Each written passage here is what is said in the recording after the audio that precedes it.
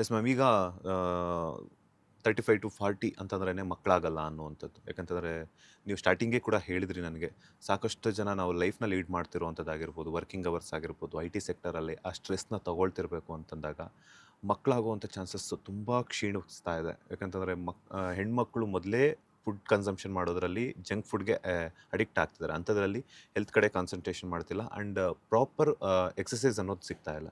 ಈ 40 ಅಥವಾ 35 ಆದಮೇಲೆ ಸೊ ಐ ವಿ ಎಫ್ಗೆ ಮಹಿಳೆಯರು ಅರ್ಹರಾಗ್ತಾರಾ ಅನ್ನುವಂಥದ್ದು, ಅಥವಾ ಅಂಥ ಮಹಿಳೆಯರು ಆಫ್ಟರ್ 35 ಆದಂತಹ ಏಜ್ ಆಗಿರುವಂಥ ಮಹಿಳೆಯರು ಐ ವಿ ಎಫ್ ಟ್ರೀಟ್ಮೆಂಟ್ ತಗೋಬಹುದಾ ಅಂತ? ಖಂಡಿತ ತಗೊಳ್ಬೋದು. ಈಗ 35ರಿಂದ 40 ವರ್ಷದ ಮಹಿಳೆಯರು ಯಾರಾದರೂ ಬಂದರೆ, ಈಗ ನಮಗೆ ಏನು ಇಂಪಾರ್ಟೆಂಟ್ ಆಗುತ್ತೆ ಅಂದರೆ, ಅವ್ರ ಮದುವೆಯಾಗಿ ಎಷ್ಟು ವರ್ಷ ಆಗಿದೆ, ಫಸ್ಟ್ ಮ್ಯಾರೇಜೋ, ಸೆಕೆಂಡ್ ಮ್ಯಾರೇಜೋ, ಮುಂಚೆ ಮ್ಯಾರೇಜ್ ಆಗಿದ್ದರೆ ಅದಕ್ಕೆ ಅವರಲ್ಲಿ ಮಕ್ಕಳಿತ್ತಾ, ಆ ಥರ ಎಲ್ಲ. ಮತ್ತು ಹಸ್ಬೆಂಡ್ದು ಪ್ರೊಫೈಲ್ ಕೂಡ ಏನಾದ್ರು ತೊಂದರೆಗಳಿದೆಯಾ ಅಂತ ಮ್ಯಾಟರ್ ಆಗುತ್ತೆ. ಅದಾದ ನಂತರ ಏನಾದರೂ ಫೆಲೋಪಿಯನ್ ಟ್ಯೂಬ್ ಬ್ಲಾಕ್ ಇದೆಯಾ ಅಥವಾ ಬೇರೆ ಎಗ್ ರಿಸರ್ವ್ ಹೇಗಿದೆ, ಅದೆಲ್ಲನೂ ಇಂಪಾರ್ಟೆಂಟ್ ಆಗುತ್ತೆ. ಸೊ ಅಕಸ್ಮಾತು ಎಗ್ ರಿಸರ್ವ್ ತುಂಬ ಇಲ್ಲವೇ ಇಲ್ಲ ಅಂತಂದಾಗ, ಸೊ ನಾವು ಡೈರೆಕ್ಟ್ ಐ ವಿ ಎಫನ್ನು ಸಜೆಸ್ಟ್ ಮಾಡೋದು ಒಳ್ಳೆಯದು.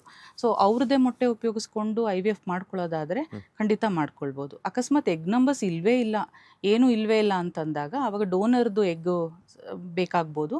ಡೋನರ್ ಎಗ್ಗು ಮತ್ತು ಹಸ್ಬೆಂಡ್ ಸ್ಪರ್ಮ್ ಮುಖಾಂತರ ಐ ವಿ ಎಫನ್ನು ಮಾಡ್ಕೊಳ್ಬೋದು. Yes ma'am. ರೀಸೆಂಟಾಗಿ ನಮಗೆ ಗೊತ್ತಿರೋ ಹಾಗೆಯೇ ಭಾವನಾ ರಾಮಣ್ಣ ಅವರು ಕೂಡ ಐ ವಿ ಎಫ್ ಟ್ರೀಟ್ಮೆಂಟನ್ನು ತಗೊಳ್ತಾರೆ.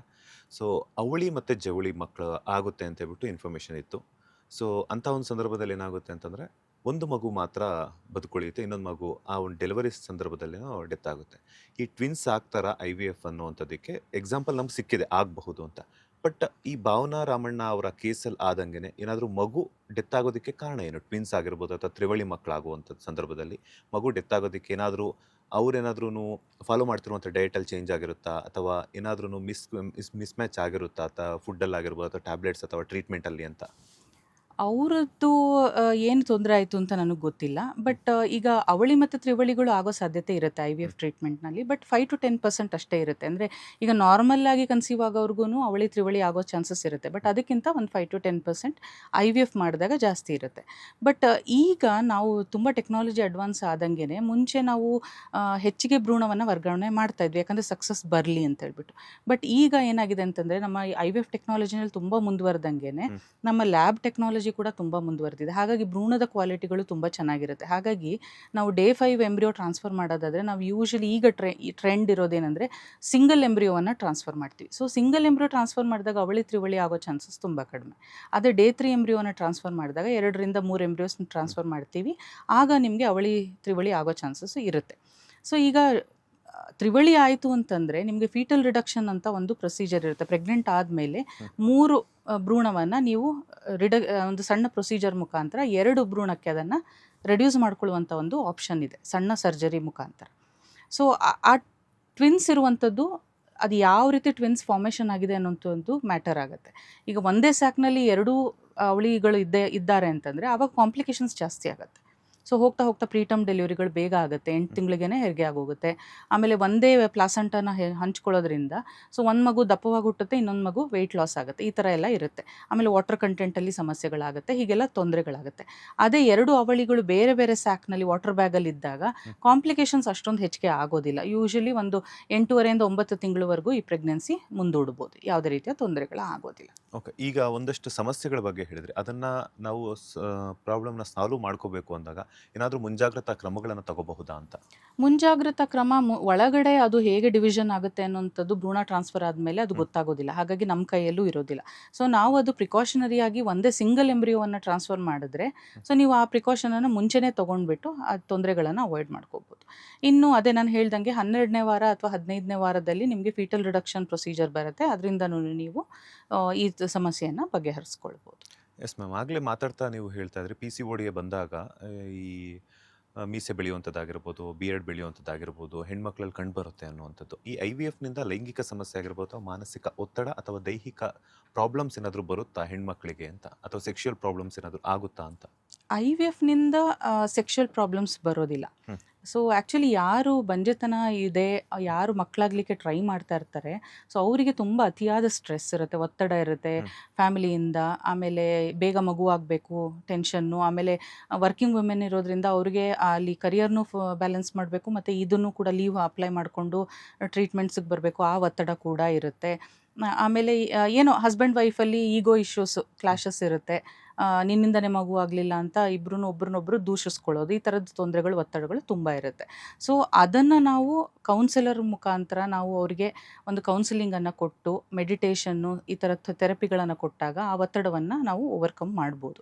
ಮತ್ತು ಮುಂಜಾಗ್ರತಾ ಕ್ರಮವಾಗಿ ಕೆಲವು ಟ್ಯಾಬ್ಲೆಟ್ಸ್ಗಳನ್ನು ಅವ್ರಿಗೆ ಪ್ರಿಸ್ಕ್ರೈಬ್ ಮಾಡಿದ್ರೆ ಸೊ ಅದರಿಂದ ಅವರ ಓವರ್ ಆಲ್ ಬಾಡಿ ಮತ್ತು ಮೆಟಬಾಲಿಸಮ್ ಕೂಡ ಇದಾಗುತ್ತೆ. ಮತ್ತು ಲೈಂಗಿಕ ಕ್ರಿಯೆ ಅಂತಂದರೆ ಈಗ ಈ ಒತ್ತಡದಲ್ಲಿ ಹಸ್ಬೆಂಡು ಬೆಳಗ್ಗೆ ಹೋಗ್ತಾರೆ ಡ್ಯೂಟಿಗೆ, ವೈಫು ರಾತ್ರಿ ಹೋಗ್ತಾರೆ. ಹಾಗಾಗಿ ಇಬ್ಬರು ಮೀಟೇ ಆಗೋದಿಲ್ಲ. ಹಾಗಾಗಿ ಅವರಿಗೆ ಲೈಂಗಿಕ ಕ್ರಿಯೆ ಮಾಡಲಿಕ್ಕೆ ಟೈಮೂ ಇಲ್ಲ, ಆಮೇಲೆ ಎಲ್ಲ ಒತ್ತಡದಲ್ಲೇ ತೊಂದರೆಗಳು.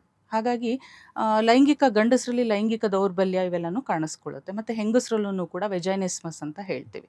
ಅಂದರೆ ಅವ್ರಿಗೆ ಗೊತ್ತಿಲ್ಲದೇ ಅವರ ವೆಜೈನಲ್ ಮಸಲ್ಸ್ ಕಾಂಟ್ರಾಕ್ಟ್ ಆಗೋಕ್ಕೆ ಶುರುವಾಗುತ್ತೆ. ಅದರಿಂದ ಅವ್ರಿಗೆ ನಾರ್ಮಲ್ಲಾಗಿ ಸಂಭೋಗ ಕ್ರಿಯೆ ಮಾಡಲಿಕ್ಕೆ ತೊಂದರೆ ಆಗುತ್ತೆ. ಸೊ ಇದೆಲ್ಲನೂ ಅವ್ರಿಗೆ ಈ ಸ್ಟ್ರೆಸ್ಸು ಮತ್ತು ಬೇರೆ ಬೇರೆ ರೀಸನ್ಸಿಂದ ಬರ್ತಕ್ಕಂಥದ್ದು. ಬಟ್ IVF ಇಂದ ಇದು ಬರೋದಿಲ್ಲ. ಸೊ ಅದು ಏನು ತೊಂದರೆ ಇದು ಮಾಡ್ಕೊಳ್ಳೋದು ಬೇಕಾಗಿಲ್ಲ.